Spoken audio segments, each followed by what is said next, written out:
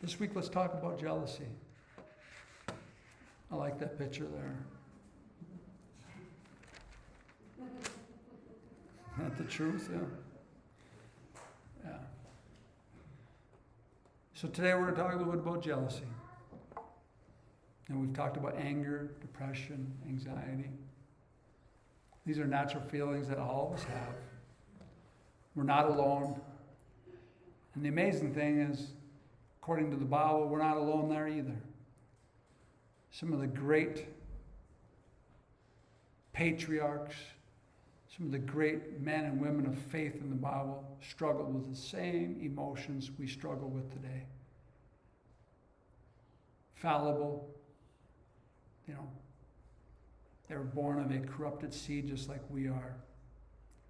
So today we're going to understand who suffered from jealousy.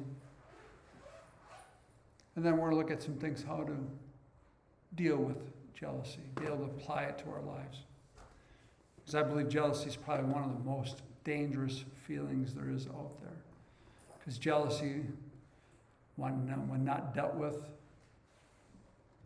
in a timely manner, can turn into bitterness and eventually turn into great hatred and then turn into murder. And we'll see that, which is pretty sad. And that's how these emotions will work on us. So our feelings are not facts. Sometimes we can deceive ourselves. Our feelings are true, but sometimes they're not true, but they're not real. They're real, but they can be deceptive. It's not the reality of the situation. So, we're going to look at Joseph and his brothers. His story is in Genesis chapter 37. So if you turn over to Genesis chapter 37. What a sad story. It is. A boy, brother, I think it was his 10 older brothers, that beat him up, threw him in a hole. Imagine being betrayed by your own flesh and blood. Ripped his coat off, plotted to kill him, and then sold him into slavery. They knew that the Ishmaelites were going to Egypt, and they knew they would never see this boy ever again. What would that do to a person's soul? That 17-year-old boy being betrayed by his family members like that. I can't even imagine. How do I know he's 17? Because verse 2 tells us, and there are generations of Jacob, Joseph being 17 years old. So we're looking about his brothers. So Joseph was Jacob's beloved son. He gave Joseph dreams. God gave Joseph dreams, indicating he would one day rule his family. And we see the people were jealous because God gave him a gift. Instead of rejoicing for Joseph, they became jealous. And that seed grew into bitterness and hatred and ultimately wanted to murder him. Let's look at Genesis chapter 37, verses 3 and 4. Now Israel loved Joseph more than all his children. If you want to understand that, you can understand Jacob had 4 wives. Leah, Rachel were the 2, and then had some handmaids there. But you can go back, but he loved Rachel. He shouldn't have loved Rachel more. He should have just had 1 wife, but you can go back and read his story. Now Israel loved Joseph more than all his children because he was the son of his old age. And he made him a coat of many colors. And when his brethren saw that their father loved him more than all his brethren, they hated him and could not speak peaceably unto him. Jacob's favoritism was part of the problem here. It stirred resentment with Joseph's brothers. However, I say they're still responsible for their behavior. They should have dealt with what they were thinking or feeling. Look at verses 5 through 8. And Joseph dreamed a dream, and he told it to his brethren, and they hated him, yet the more. And he said unto them, Hear, I pray you, this dream which I have dreamed. For behold, we're binding sheaves in the field, and lo, my sheaf arose, and also stood upright, and behold, your sheaves stood round about, and made obeisance to my sheaf. They bowed down. And his brethren said to him, Shalt thou indeed reign over us? Or shalt thou indeed have dominion over us? And they hated him yet the more for his dreams and for his words. And then he had another dream in 9 and 10, if you want to read at it. But their jealousy increased as Joseph shared what God had revealed. God gave him a gift, and they were jealous. That doesn't mean they were lacking gifts, because I'm sure they had a gift too. Just drop down to verses 18 and 20. The brothers go away, they take the sheep, they go and they're feeding the sheep in a distant town. The father says, Go check on my boys, Joseph. So he does. And they see Joseph coming like over a hill. They can see him in the distance. And look at what they say. And when they saw him afar off, even before he came near unto them, they conspired against him to slay him. This is his own flesh and blood. And they said one to another, Behold, this dreamer cometh. This dreamer disrespected him, tongue in cheek. Come now, therefore, let us slay him, cast him into some pit, and we will say, Some evil beast hath devoured him, and we shall see what will become of his dreams. I wanted to be a dream killer for sure. Let's look at 21 through. I'm just going to read I think this rest of the story is worth reading. 21. And Reuben heard it, and he delivered him out of their hands, and said, Let us not kill him. And Reuben said unto them, Shed no blood, but cast him into this pit that is in the wilderness, and lay no hand upon him, that he might rid him out of their hands, to deliver him to his father again. So Reuben, one of the oldest boys, wanted to intervene and save him. And it came to pass when Joseph was come into his brethren, that they stripped Joseph out of his coat of many colors that was on him. They took him and cast him into a pit. The pit was empty, there was no water in it. And they sat down to eat. Wow, not bothered by this at all. And they lifted up their eyes and looked, and behold, a company of Ishmaelites came from Gilead with their camels, bearing spicery, balm, and myrrh, going to carry it down to Egypt. And Judah said unto his brethren, What profit is it if we slay our brother and conceal his blood? We can't make any money off him if he's dead. We can actually get some money here. Come, let us sell him to the Ishmaelites. Let not our hand be upon him, for he is our brother and our flesh. And his brethren were content. 28. And there passed by Midianites, merchantmen, and they drew and lifted up Joseph out of the pit, sold Joseph to the Ishmaelites for 20 pieces of silver.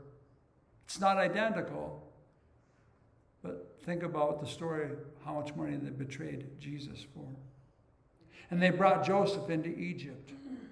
And Reuben returned unto the pit, and behold, Joseph was not in the pit, and he rent his clothes, tore them. And he returned unto his brethren and said, The child is not, and I, whither shall I go? And they took Joseph's coat, killed a kid of goats, a baby lamb, and they dipped the coat in blood. And they sent the coat of many colors, and they brought it to their father and said, This have we found. Know now whether it be thy son's coat or not. And he knew it and said, It is my son's coat. And the evil beast hath devoured him. Joseph is without doubt rent in pieces. And Jacob rent his clothes, put on sackcloth upon his loins, and mourned for his son many days. And all his sons and all his daughters rose up to comfort him. But he refused to be comforted. And he said, For I will go down into the grave unto my son mourning. Thus his father wept for him. And the Midianites sold him into Egypt unto Potiphar, an officer of Pharaoh's and captain of guard. And we could see how this one sin of betrayal, of envy, of jealousy turned into other sins, now having to lie and look at the pain and suffering it caused the dad. So we see here jealousy turned into hatred and eventually into a plot to murder Joseph. And the one brother had to talk them out of murdering him, and then they decided to sell him. They put him in a pit and later decided to sell him into slavery. Years later, Joseph said this, which is an amazing verse. In Genesis chapter 50, verse 20. But as for you, you thought evil against me. But God meant it unto good, to bring to pass, that is this day, to save much people alive. If you don't know the story of Joseph, obviously God's sovereignty, when they talked about the sheaves of wheat, that his bundle of wheat stood up and all the sheaves, his brothers, and then later on, his mom and dad bowed down to him. Why? Because he ended up saving that whole entire nation of Egypt because of famine, and ultimately saved his family. And he was the second most powerful, from the prison to the prince, is what Joseph's story is. Incredible story, definitely a type of Christ. But what man has often done for evil, God will use for good. What caused his brother's jealousy? Jacob's favoritism. I think there's a lesson there for us parents. They were jealous of his God-given dreams, his gifts, his talents, envious of those things. They were filled with pride.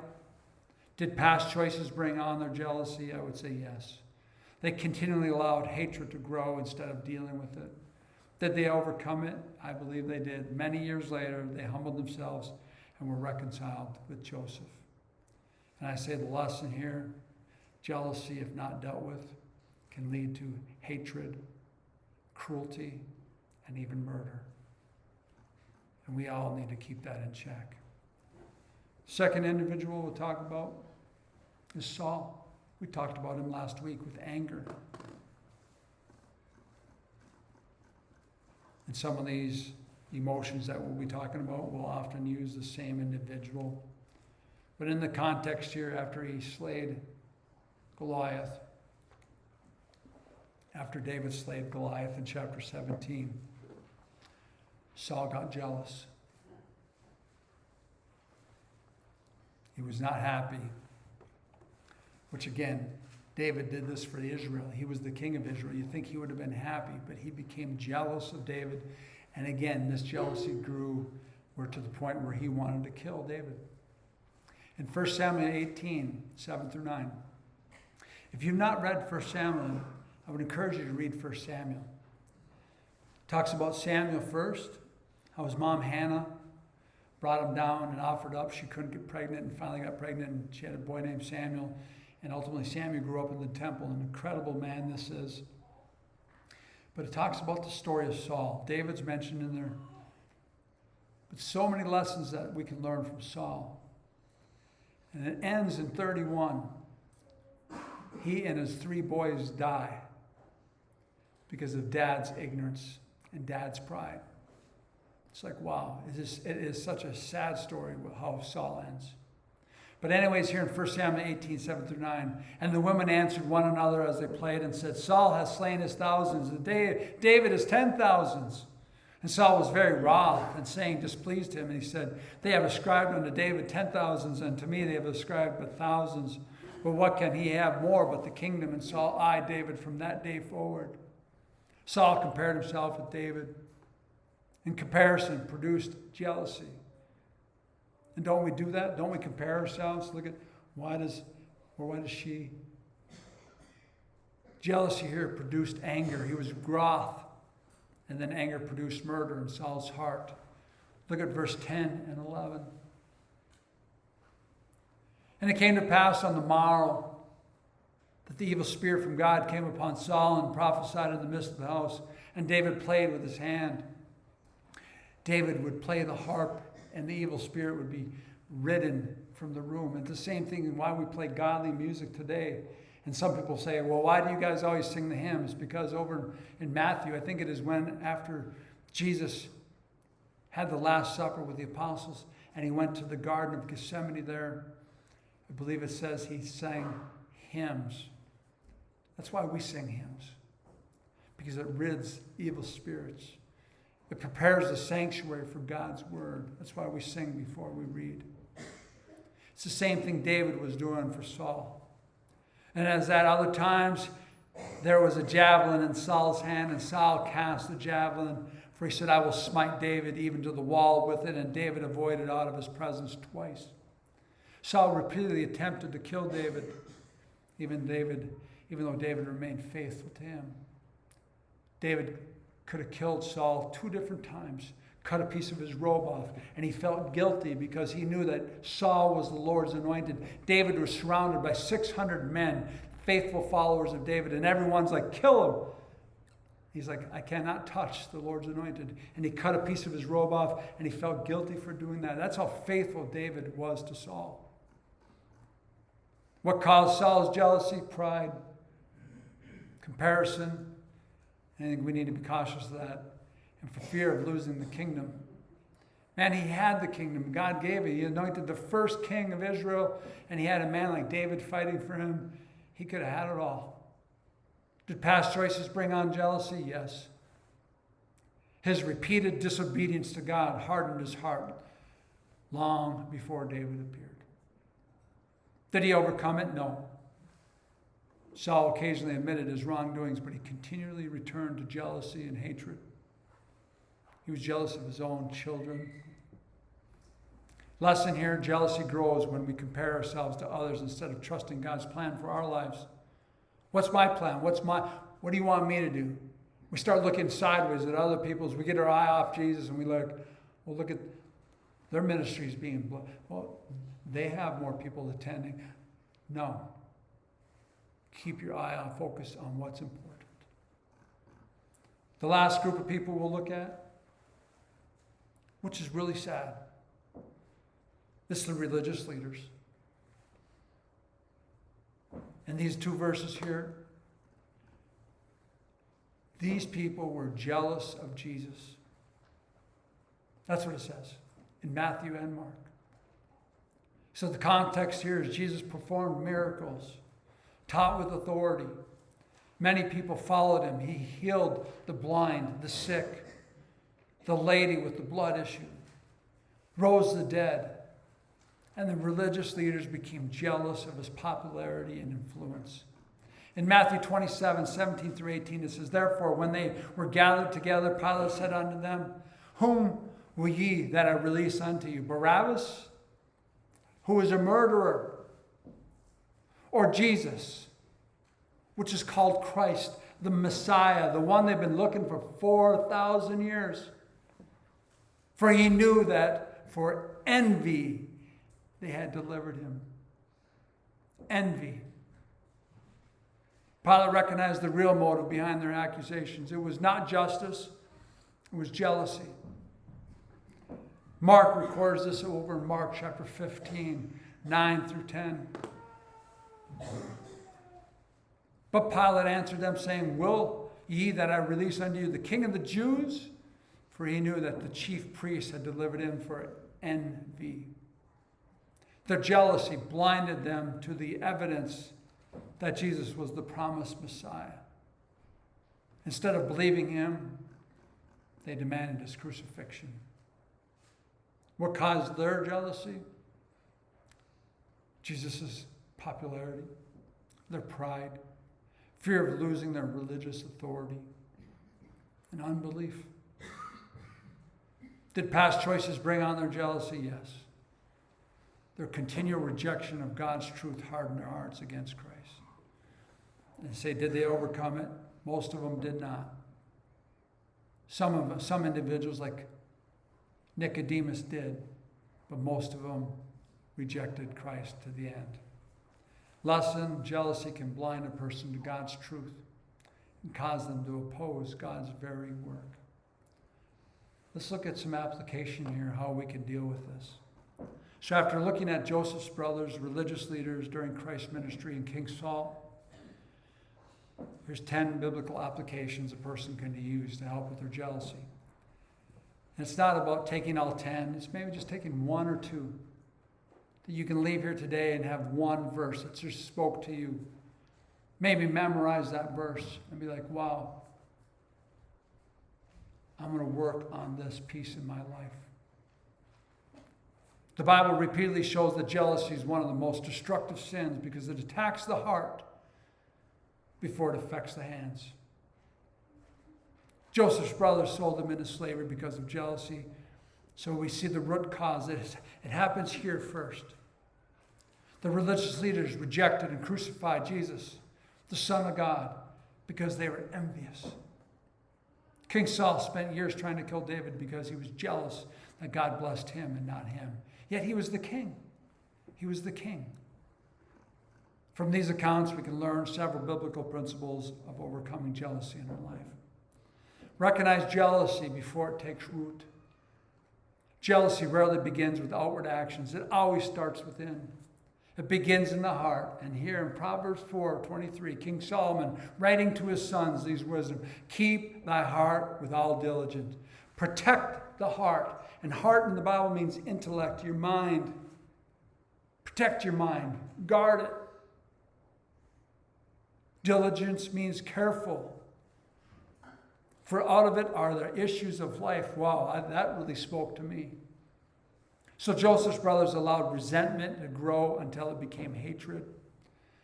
Keep here means to guard the heart, guard the intellect, guard your thinking with diligence. Be careful what you think about. When those blackbirds fly in, do not let them make a nest. Just keep them going. Because we allow them to take a nest, and then they start having little black babies, little blackbird babies, and they just festers, and it grows into a bigger problem. For out of the heart are the issues of life. Wow. Think about God's word, and you will have a righteous living. Learn to be able to meditate on it and think about it and allow God's word to guide you each and every day in your life.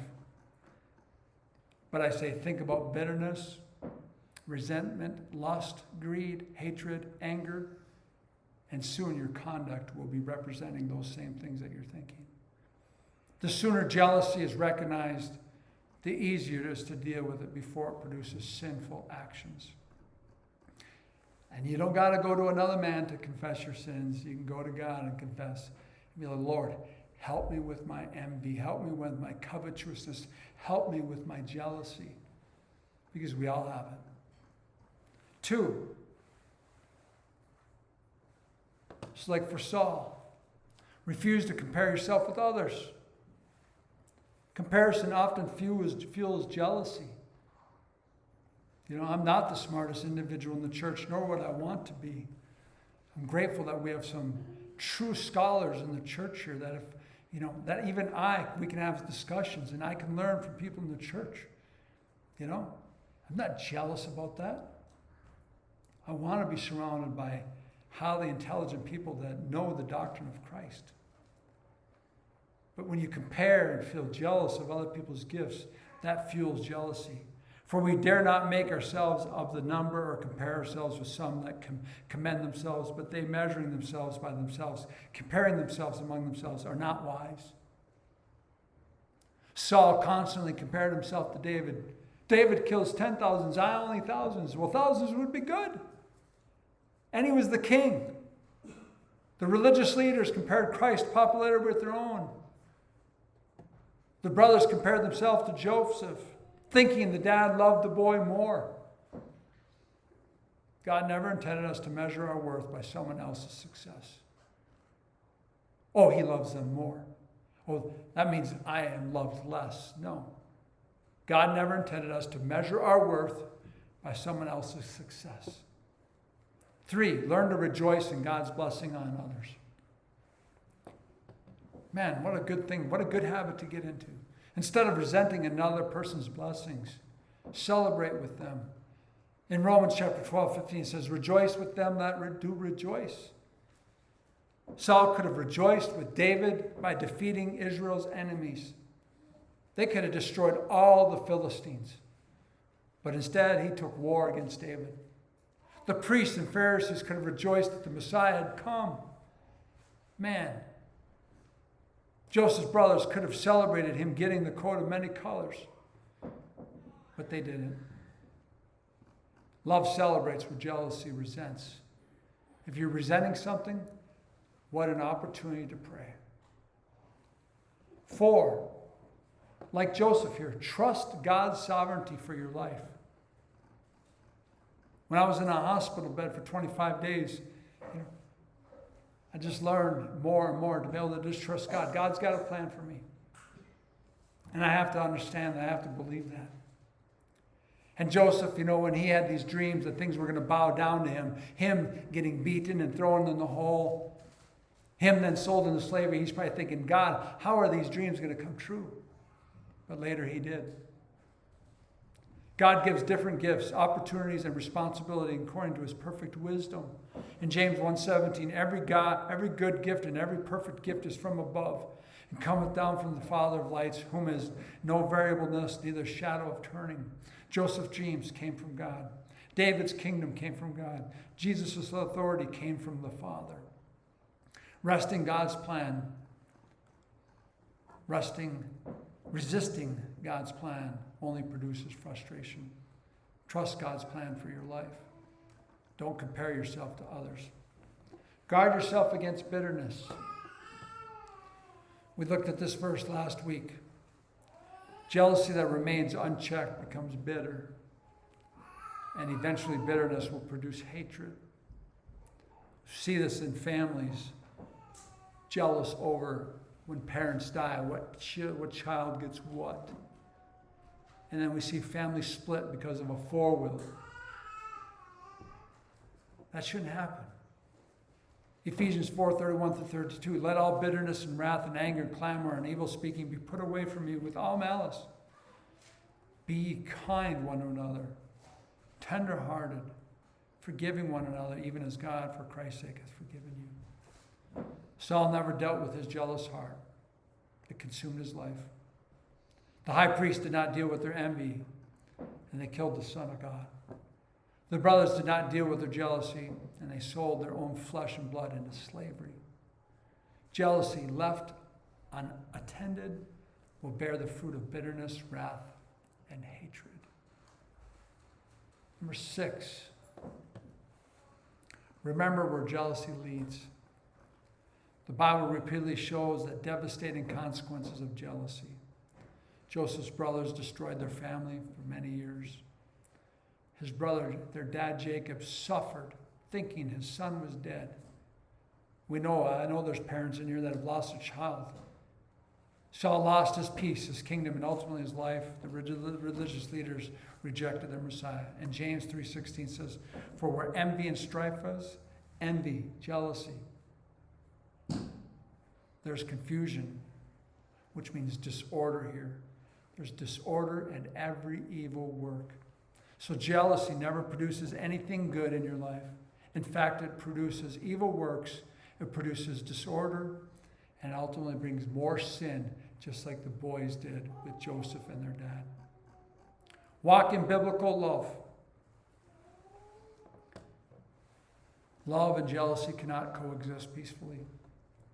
In 1 Corinthians 13:4, charity means agape, it means love. Charity suffereth long, it's kind. Charity envieth not. Charity vaunteth not itself, is not puffed up. Love seeks another person's good. Jealousy seeks another person's loss. The condiment of misery loves company. When people lose something, people are like, yeah. We started this ministry here. There were people who were praying that we would fail. Had a conversation with Pat. You know, Pat, he sits back there. He says, when you were in the hospital, and he said there were people that were probably praying you would die. And I'm like, wow. And I'm like, how sad is that? I just can't believe people would fail, that we'd want a ministry to fail, especially a gospel-driven ministry. And people would want people to die. Man. Jealousy and love cannot coexist. The more we grow in Christ-like love, the weaker jealousy becomes. When feeling jealous, let that be a trigger to pray for self and others. Be content. I love this verse here. Be content with God's provision. Instead of looking sideways, have an attitude of gratitude, and just be grateful for what God has done in your life. So grow. Jealousy grows where contentment is absent. Hebrews 13:5. Let your conduct, conversation is conduct here. Let your conduct be without covetousness. Be content with such things as you have, for he has said, I will never leave thee nor forsake thee. God has given each believer different abilities, opportunities, and ministries. Pray for other ministries. Pray for gospel-driven ministries. Pray for people that are doing God's work for them.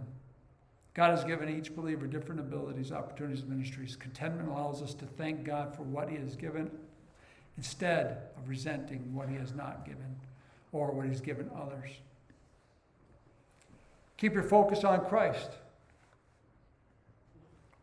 Peter, speaking of Peter here, who was an apostle. Peter once became concerned about another disciple's future. He was worried about John. Jesus redirected him in John chapter 21. It says, Jesus said unto him, if I will that he tarry till I come, what is that to thee? Follow thou me. Our responsibility is not to compete with other believers. Our responsibility is to faithfully follow Christ. Looking sideways often produces jealousy. Looking forward to Jesus produces faithfulness. 10, we talked about this verse last week. Love this verse. Dean shared this with me. I love it. Ask God to search your heart. See, victory over jealousy requires not more self-discipline. It requires God's transforming work within us. In Psalm 139, 23 through 24, it says, search me out. Search me, O God. Know my heart. Try me. Know my thoughts.